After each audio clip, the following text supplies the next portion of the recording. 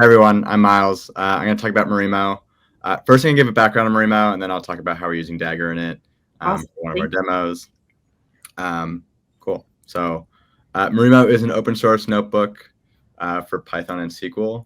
If you're familiar with Jupyter notebooks, we are building an alternative to Jupyter notebooks. It's not built on top, it is built from the ground up. Cool. Quick background, I'm one of the co-maintainers of Marimo, a lowercase m, that is the library, which I'm going to demo today.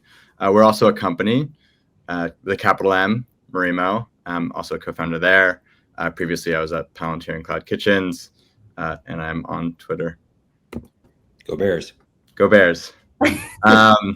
Cool. So notebooks are awesome. We love notebooks. We're building a new one. The proof is in the pudding. There's 10 million Jupyter notebooks on GitHub and has just been rising. They're a great way to interact and learn how to code. If you're a new user or expert, you can mix code, markdown, visuals. They're awesome. But people have gripes with Jupyter. It's a love-hate relationship. I think people do like Jupyter, but there are some foot guns that people hit. So a lot of stuff on Twitter. You can look it up. You can kind of Google why Jupyter notebooks are not great. For example, out of order execution, you can execute one cell and then re-execute another cell, and somehow you get this state, which is obviously not true, but our notebook tells us that. You could also delete variables and somehow they're still in your state. And so x is 3, which is there's no x. Cool. So when we were trying to build a new notebook, we had 3 goals. We wanted it to be reproducible, maintainable, and productionizable. I can share this slide deck later. I'll probably speed run through it just so I can get to the Dagger parts. How is Marimo different? It's more like a spreadsheet, like Excel. So when you update one cell, everything updates that depends on it, how like a spreadsheet does. When you delete a variable, it gets deleted as well, like a spreadsheet does. And if we have interactivity and we have widgets, and as you move a slider, anything that depends on that slider or the slider's value, in this case, will also update. Right. Also, again, if you're familiar with Jupyter notebooks, you know they're stored as JSON, which are hard to put in Git. It's not Git friendly. You can't syntax highlight. It's not code reviewable, etc. Our file format is pure Python, which makes it really nice to deal with or to integrate with all your tools that you have that already exist and work with Python. And lastly, it's productionizable. So because it is a script, you can execute it as a script. You can just run Python mynotebook.py. You could run it as an application. You can actually hide, because it's an interactive reactive library, you can actually hide all the code, and then you just have a visual, which I'll show in the demo. And you can string these together as scripts if you wanted to, and add command line arguments to each one. Cool. That was a speed run of Marimo. Now I'll run through a demo. Marimo is pip installable, so like uv pip install Marimo. You'll have it on your computer. It's open source, free on GitHub. So I'm going to demo a Dagger code interpreter. One of the features we offer is, again, if you're in the Python community, you know the notebook, or sorry, the package management virtual environment stuff can be a mess. When you run Marimo notebooks, because of UV, it's so fast to install. We just install everything in a virtual environment right away. So all your dependencies are in this virtual environment, and you don't get pollution, and it's great. Cool. So this is a Marimo notebook. I have some code here, imports. I've written some markdown here. Everything is reactive. So as I change some values, everything that code that depends on it gets updated. I'll zoom in a bit. So I do have some boilerplate here. Here I have like a drop down to pick a different backend of. So I'm building a chatbot. This is an LLM thing, so I can choose Olama or OpenAI.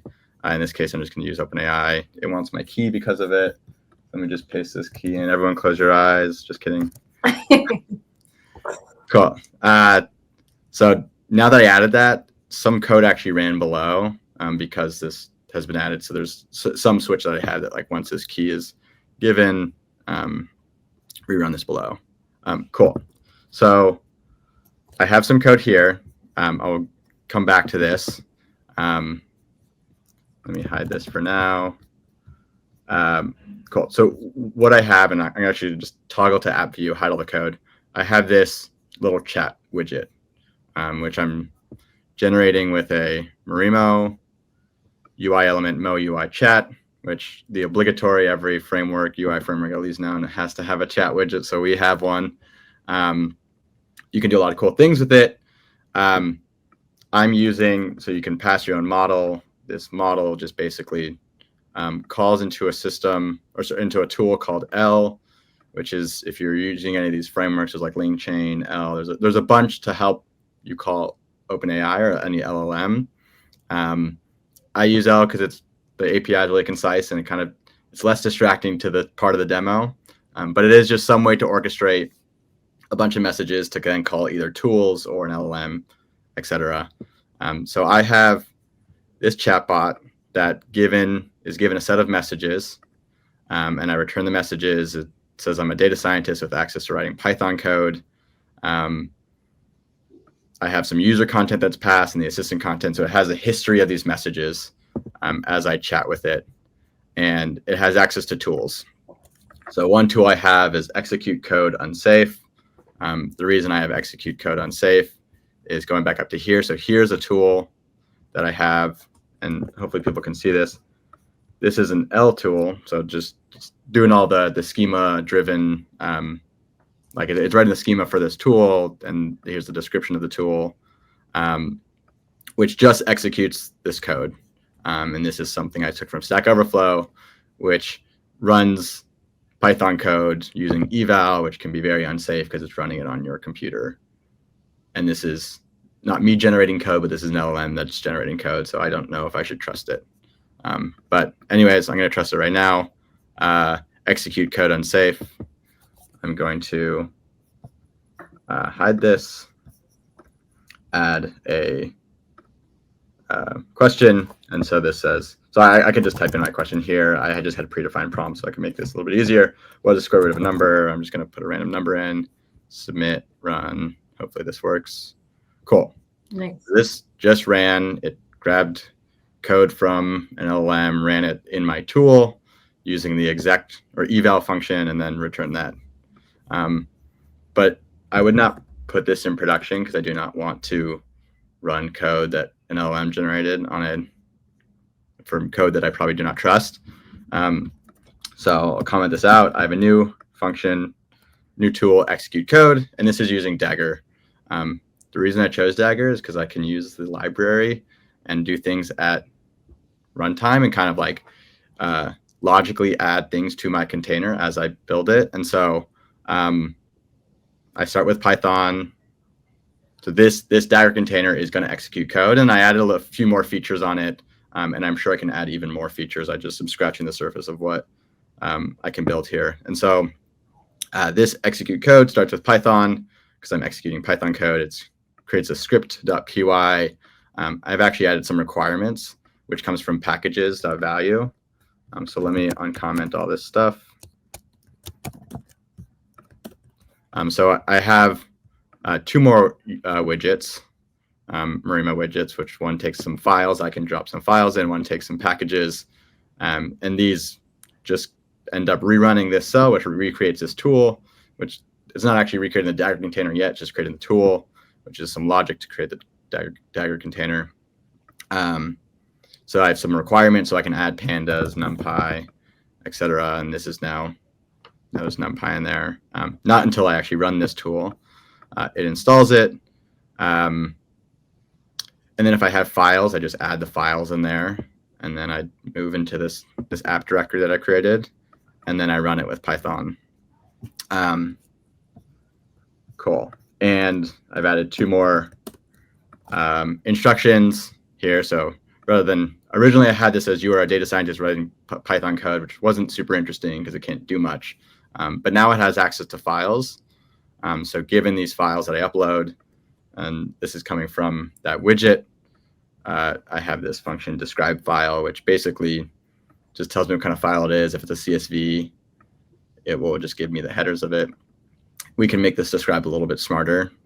And then here are some Python packages, so we'll know I can use these packages. Cool. So I have this new execute code, which happens in a Dagger function, which can take files, can take Python, can install Python packages, etc. Let me now hide this all. And I really hope this works. I have a folder somewhere. Cool. So I'm going to pass in this. Everyone saw that. It's a airports.csv. Nice. It's just a list of a bunch of airports. Cool. And I have pandas. So let me ask, what is the top most airport, or like northern most airport by latitude, given the files? I don't want it to actually just end up searching whatever its corpus, whatever it's trained on. Nice. Cool. We'll see if this works. Take some time. Sweet. I could have run this not in this app mode, because you can actually see some of the output that the Docker the container is being built. Cool. So this is what I wrote. So it imported pandas. It read this airport CSV. It knew it was latitude. Before I was not giving the file header, so I was just kind of guessing what latitude was, but it knew that this is actually a header. It found its max and printed it out. Cool. Awesome. Wow. So Nice. that was kind of the basics of it. I can run this again so you can see it, try to connect to Docker. So like, let me just do a simple thing. You can see it's actually building this, clearing the outputs. Cool. So this is all running in Dagger safely. I'm not worried about it messing up my own computer, RFing me. So yeah. Very different use case than probably most use cases for Dagger at the moment, but it was really nice just to be able to like for loop over adding new files, and like I can conditionally add different requirements. Yeah. I hear the sandboxing is really a great feature, given what you're trying to do. Like, run untrusted code, and very cool. Yep. Cool. I got a couple more slides. I guess the kind of like what's next, like what you can do with this. I really want to build something where, so it's very big, and I'm not creating a lot of chatbots, but because we're building Marimo, people want to create chatbots in this. So I've been creating some. A big thing is to give the chatbot a bunch of tools, like check the weather, or I don't know, check stocks or something. But I think with Dagger, there's an opportunity to actually just have Dagger itself make its own tools. And so if you feed it to stocks, and like maybe you can use Dagger or just have it build it in a Docker file or something, but like you feed it stocks and be like, I want to remove the background of this image.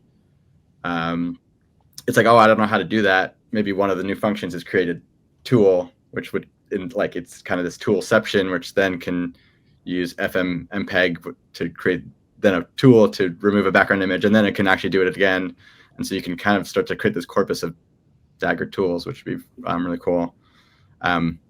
Also, you can, I haven't played around with this yet, but either mounting local files, maybe a Git repository, and then making some edits, pulling back some diffs, and then putting up a code review would be pretty interesting.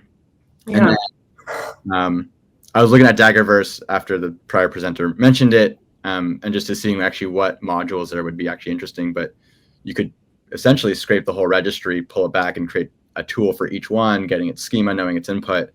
And you can kind of then now have access to all these tools that are just built by Dagger, Dagger modules. So I looked at a few up there. There was a get stocks one that would return stocks. You can pull information from LinkedIn or post to Blue Sky. So you can kind of have your agent do this in a sandbox, and you don't have to give it requirements or have it run something unsafe. So yeah, this is really, really cool. Shout out to Lev's Garrett's notify module, I think. The ones that post all the different things. Yeah, it's awesome. Yeah, it's like really cool to see in all these demos, so far, just how things that we used to have to get a physical machine for in the past, or more recently we all would get like a VM for, or just to kind of create some sandboxing to create this virtual environment and not have to go out to the cloud, or not have to kind of bother anybody else, just to do our own testing or for isolation. And now it's just like obviously we've had containers for a minute, but being able to really orchestrate them as code like this, it's amazing. And then throwing it into having some AI then write some code. I mean, I'm super excited to see where this goes. Yeah. And it's great to run it locally. And then as soon as you need more power or more agents themselves, you can just batch them off into Dagger Cloud. So cool. And just wanted to say that reflection of the other tweets, it sounds like we're on the right track. People do love Marimo. Nice. These are not built with Dagger, but they are built with Marimo. There are other cool things that people can do. Actually, this one is built with Dagger. So here's a code interpreter. There's a recipe bot, but there's a lot of other interactive things that you can build just from a notebook. Nice. And perfect. I was just going to ask about what's the best way, where should they go if they want to try it? So there's a bunch of links in here. I can link to, if you go to the GitHub and then go to examples and AI chat, the Dagger one is in here. Nice. I'm going to update it because I actually made some changes. And we have docs. We actually have, so what I showed was running on my computer locally, but this also runs in WebAssembly. So I don't know if Dagger runs in WebAssembly, but it would be interesting, not Dagger itself, but using maybe Dagger Cloud. So you could actually just use the Python library would run in WebAssembly, but maybe it would be built somewhere else. It would be kind of cool. I don't know. I haven't tried it, but I could. Yeah, and then our gallery if you want to see other examples that people have built. Sweet. Awesome. I think Kyle from our team and you're also using, I think, Dagger a little bit for Marimo's pipelines themselves, right? Yep. Yeah. So we have Dagger. Kyle did set us up. We have Dagger internally that just runs. We can run commands for local development and then also CI. Sweet. Nice. Amazing. Alex from our team was saying, did someone say WebAssembly? It's like the hot tool right now. It is, yeah. So we can run. I'll start with a new notebook. So this is all running in WebAssembly on marimo.app, which is just our playground, and it's surprisingly very fast. And it downloads Python, which is sweet. Nice. Yeah, it's a whole version of Python running on your browser. It's zero latency because it's all running locally, so you don't have to reach to any server or anything. But it's nice.